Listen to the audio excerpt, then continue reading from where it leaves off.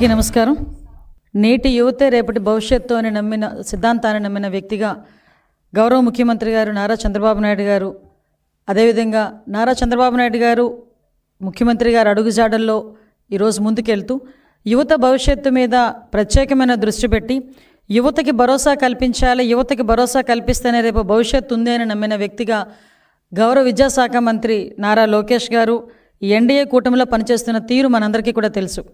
వాళ్ళే కాకుండా ఈరోజు మంత్రివర్గంతో పాటు అదేవిధంగా రాష్ట్రంలో ఉన్న ప్రజాప్రతినిధులందరూ కూడా ఈరోజు ఏకదాటి మీదకి వచ్చి విద్యార్థుల భవిష్యత్తును ఏదైతే డ్రగ్స్ గంజాయి నాశనం చేస్తున్నాయో అటువంటి గంజా డ్రగ్స్ని సమూలంగా నాశనం చేయాలి, ఎట్టి పరిస్థితుల్లోనే ఆంధ్రప్రదేశ్ భవిష్యత్తు ఈ యువతరం మీదే ఉంది, యువతరాన్ని రక్షించుకుంటేనే రేపు భవిష్యత్తుని రక్షించుకోగలుగుతామని పూర్తిగా నమ్మిన వ్యక్తులుగా ఈ సంవత్సరంన్నర నుంచి ప్రత్యేకమైన దృష్టి పెట్టి యువతలోని వాళ్ళ భవిష్యత్తు మీద ఆశలు కలిగించడానికి ఎంతోమంది తల్లిదండ్రులు వాళ్ళ బిడ్డలను చదివించుకొని, అంటే ఒక పూట తిని ఒక పూట తినగా చదివించుకొని పిల్లల భవిష్యత్తు బాగుంటుంది అని నమ్మిన తల్లిదండ్రులకు ఒక భరోసా కల్పించడానికి, ఒక ధైర్యం కల్పించడానికి ఈరోజు ఎన్డీఏ కూటమి ముందుకెళ్తూ పనిచేస్తున్న సందర్భం కూడా మీ అందరికీ తెలుసు. దానిలోంచి పుట్టుకొచ్చిందే ఈగల్ వ్యవస్థ. ఆ ఈగల్ వ్యవస్థని ఈరోజు స్థాపించిన తర్వాత సుమారుగా 1.5 సంవత్సరం కాలంలోని ప్రత్యేకంగా మేము చెప్పుకోదగ్గది, మేమందరం కూడా గర్వించదగ్గది, గాంజా ఏదైతే కల్టివేషన్లో జీరో గాంజా కల్టివేషన్ తీసుకురాగలిగే పరిస్థితి ఈరోజు వచ్చిందంటే ఈరోజు ప్రజలు, అదేవిధంగా ఈగల్ సంస్థ, అదేవిధంగా ఈరోజు గౌరవ ముఖ్యమంత్రి గారు డైరెక్షన్ అన్నీ కూడా ప్రాపర్ వేలో పనిచేసి డ్రగ్స్ వద్దు బ్రో అనే నినాదాన్ని స్కూల్ స్థాయిలోకి కూడా తీసుకెళ్ళగలుగుతున్నామంటే ఇది మా పనితనానికి ఒక నిదర్శనం కింద భావించవచ్చు.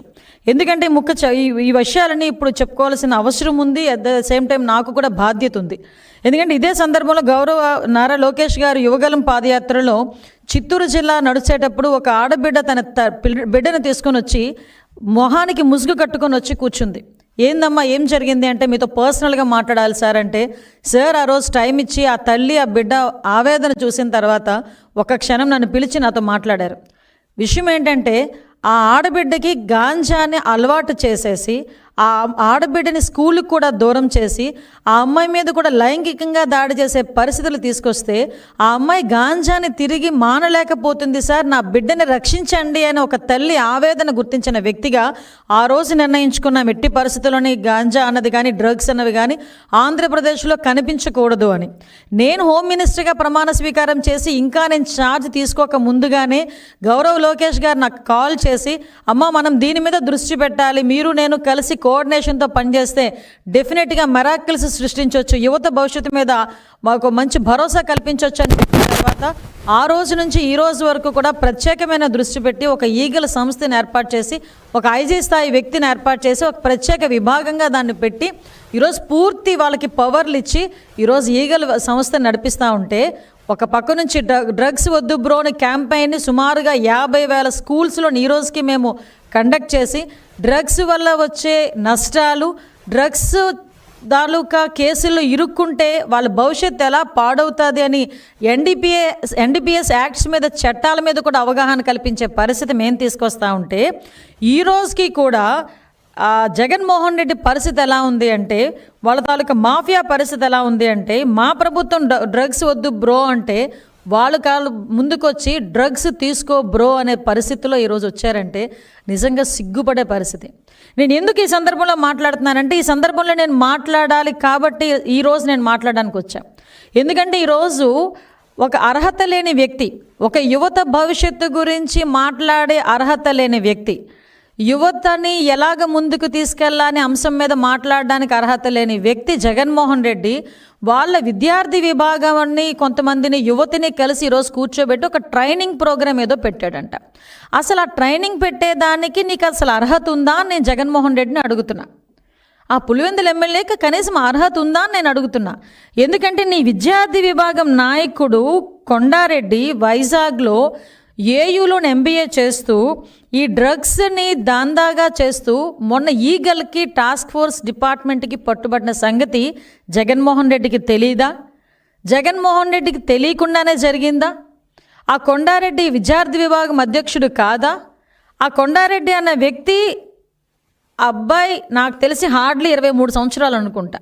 అంటే వయసు కూడా ఎందుకు నేను మెన్షన్ చేస్తున్నానంటే ఏ వయసులోని పిల్లలు ఇలాంటి డ్రగ్స్కి అదేవిధంగా గాంజాకి అలవాటు పడి వాళ్ళ భవిష్యత్తు నాశనం చేసుకోవడమే కాకుండా వాళ్ళ తల్లిదండ్రులకి కూడా క్షోభ మిగిల్చే పరిస్థితి. ఈరోజు ఎన్నో ఆశలతో విశాఖపట్నంలో చదువుకోవడం అంటే నిజంగా చాలామందికి ఒక టార్గెట్. అది ఒక గీతం కాలేజీలో నాకు సీట్ వచ్చింది, నా బిడ్డకి సీట్ రావాలి అంటే పేమెంట్ సీట్ అయినా చదివిస్తాను అన్న తల్లిదండ్రులు ముందుకు వస్తారు. ఎందుకో తెలుసా? గీతం కాలేజ్ లాంటి కాలేజో, ఆంధ్ర యూనివర్సిటీ లాంటి యూనివర్సిటీయో, లేకపోతే డైట్ లాంటి ఇంజనీరింగ్ కాలేజో, ఏదో ఒక ఇంజనీరింగ్ కాలేజీలో నా బిడ్డ చదివితే 4 సంవత్సరాల తర్వాత క్యాంపస్ ఇంటర్వ్యూస్ వస్తే ఏదో ఒక ఉద్యోగం నా బిడ్డ నిలబడతాడు, నన్ను చూసుకుంటాడు అన్న ఒక భరోసాగా ప్రతి తల్లిదండ్రులు కూడా ఒక పూట తిని ఒక పూట తినక లోన్లు పెట్టుకొని అప్పులు సప్పులు చేసి పిల్లల్ని చదివించడానికి యూనివర్సిటీస్కి పంపిస్తే అక్కడ కూర్చున్న మీ విద్యార్థి విభాగం నాయకుడు మీ నాయకుల తాలూకా ప్రోద్బలంతో, మీ నాయకుల తాలూకా ప్రోత్సాహకాలతో వాళ్ళకి డ్రగ్స్లకి బానిసలను చేసి వాళ్ళ జీవితాన్ని ఛిద్రం చేసి నాశనం చేస్తూ ఉంటే కూర్చొని వాళ్ళకి పనిష్మెంట్ ఇవ్వడం పోయి వాళ్ళతో కూర్చొని మీటింగ్లు పెట్టుకునే పొజిషన్కి వచ్చావంటే నీకు అసలు సిగ్గుందా?